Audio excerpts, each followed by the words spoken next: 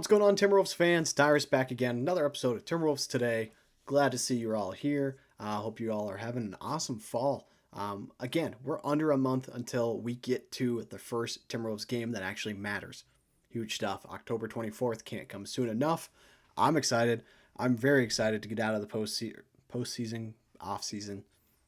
I'm excited to get out of it and actually see some basketball because I'm getting sick of just seeing injuries and guys wanting money that they probably don't deserve. Looking at you, Jonathan Kuminga. But let's take a look at the Timberwolves. What can we expect for the 2025-26 Timberwolves offense? We know Ant is taking a big step forward in his game. He looks incredible this offseason. I think we need to see him drive with confidence this season. A lot of the time last season, he lost that and was just missing him off the rim, off the backboard, and then he would try to shoot, and the shooting wasn't there. Those cold streaks need to end if Anthony Edwards is going to be taking the next step and getting himself into like top three MVP voting for a season. And I think we're right there. At the end of the day, though, he's still 24 years old. Everyone wants him to just become the best player in the league right now. I don't see that as happening. I don't think it's possible in the fact that we're so top heavy with our stars in the league that him just surpassing like Shea, Jokic, and like Giannis, Luka, like overnight, I don't see it as realistic. If we're gonna talk about something too, what was ESPN doing with their top 100 NBA players? Like we're being for real that you're gonna put Wemby in the top five over Anthony Edwards, Luka, and Giannis. What are you doing? Like, what are you doing? He's not even top 10 in the league. He hasn't done anything. He hasn't won a single award. He hasn't done anything. Get him out of the top 10. Make Anthony Edwards number five. I think he is a top 10 player. I don't think he's higher than five right now. In all honesty, I don't. There's plenty of good players in the league who are still better.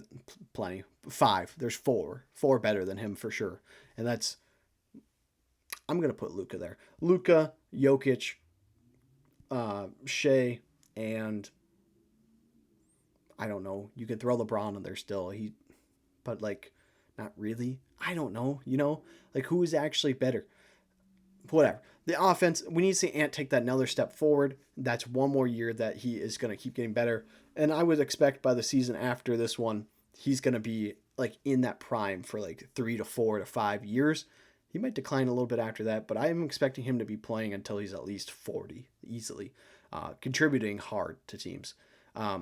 Then more forward, I got to see Jaden. He's got to keep taking another step in both his offense and defense. He still hasn't had a 30-point game, which is crazy. Rudy just needs to keep being Rudy. That's the best thing that he can do for the team. Keep being the guy that won 4 Defensive Player of the Years. Stop being the guy who drops 10 points and 4 rebounds and forgets how to play basketball. Julius Randle, just keep being the guy that's going to go get his and elevate the offense when everyone else may not be. Mike Conley, keep being that guy in the locker room. That's as best as we can ask for you. The bench, we got to see Clark, Dilly, and TSJ all take another step forward. That's going to be absolutely huge. I think if those guys can come off the bench and actually be sparks the way that and Nas and Dante all have been, that's gonna elevate our team to a new level. That's what makes the Thunder such a scary good team, is that all the guys they've drafted have taken that step and they've been generational role players. Finally, Dante, we got to see the consistency that we saw in New York the season before. That's why we traded for him, to be a shooter. He was okay last season. He wasn't what we were hoping him to be. And that just is what it is. There's nothing he can do about that in the long grand scheme of things. That's what I'm expecting for the offense and the team. I think they're going to be a lot more aggressive. I think we're going to see more guys involved every game. I think we're going to see less of the Anthony Edwards show and Julius Randle show. I think each guy is going to get their own. Obviously, guys are going to have off nights, but I think each guy on the team, like within the starting nine, rotational nine, each of those guys could be the scoring leader any given night. Like obviously Anthony Edwards is going to be it most of the time, but each of those guys could go out and drop 25 plus. I don't think that's out of the question.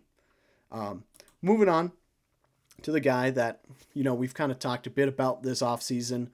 Will we trade him? Nope. We just signed him for $30 million for the next 3 years.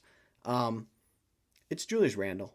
I have done a complete 180 on him in my mind after reading the last few stories. He was in New York dealing with the criticism, injuries, and just overall depression. That's tough to hear at any level. Like, yeah, you're getting paid a lot of money to play basketball, but you don't want to hear that a guy's not loving where he's at. Like, that's not fun for anyone. So I have completely changed my tune on the guy, and he loves it here in Minnesota, which is weird. It's not like he's a guy that's played in LA and New York and obviously New Orleans.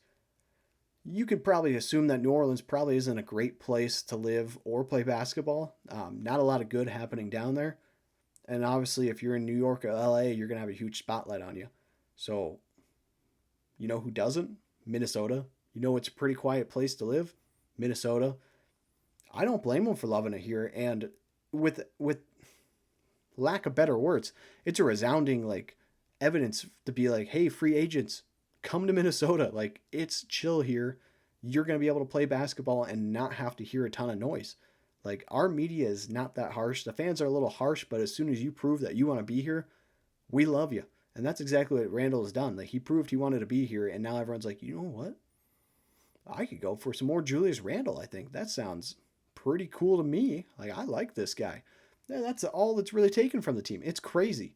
Like, no one was high on the Julius Randle side of the trade last year, and now everyone loves Julius Randle.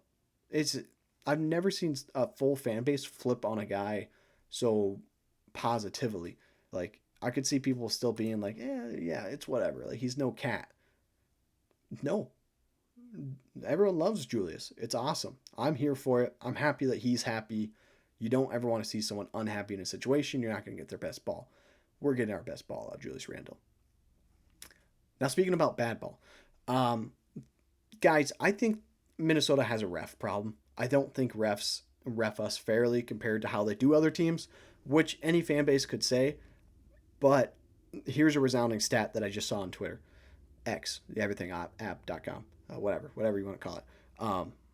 The Wolves, the Lynx, have paid the highest fee for both coaches, the highest fine for both coaches and player in the last season. So the Lynx just got fined. Their head coach went nuclear, blew up on the refs after a horrible no call. She got the highest fine in WNBA postseason history, I believe. And then obviously last season, Finch and Ant took a huge fine each.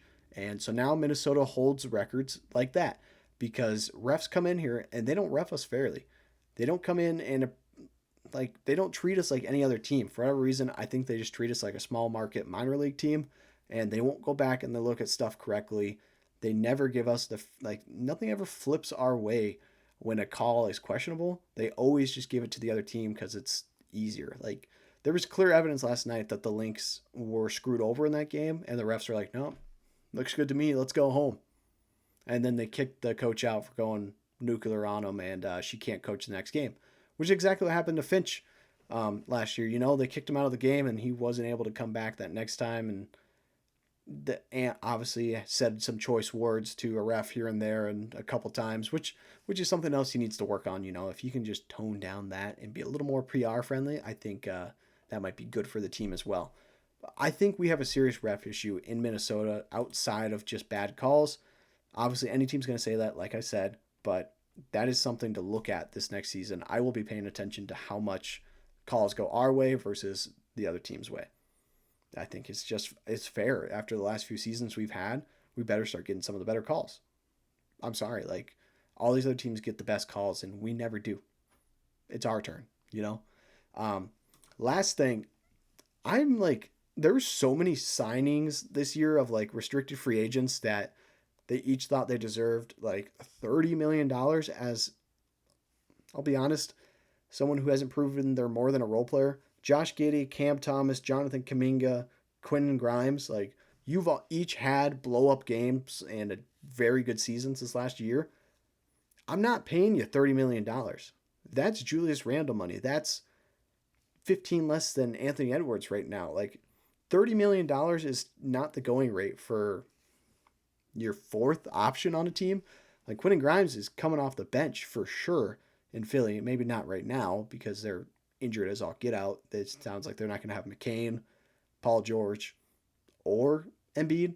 So obviously they're probably going to end up having to pay Quentin if they want to compete whatsoever. Otherwise, I guess Tyrese Maxey and his jolly bunch of power of friendship might win some games. But what I'm trying to get at here is, could we be a team that sign and trades for him if they're saying if they're saying Joel Embiid isn't ready for the season, could they just look to move him or be like, nope, done for the season. We're going to figure this out. Like, you're going to get actually healthy if you're going to keep playing. And maybe we trade someone like Rudy to them for Grimes so that we can do a sign and trade. And then Grimes is our point guard. I know obviously he's a shooting guard in nature, but we're looking at playing Dante, who's a shooting guard in nature. Like, I think it could make sense, but we just kind of, I don't agree with paying these guys $30 million. If we're going to get Grimes, I don't want to pay him more than Nas, who's making $25 million a year, you know? Like, it doesn't make sense to pay a guy who's your fourth option more than that. Nas Reed is like our sixth option, you know? He's not, obviously, like, he'd probably be the fourth option himself. So is Quentin Grimes worth more than Nas Reed? I don't think so.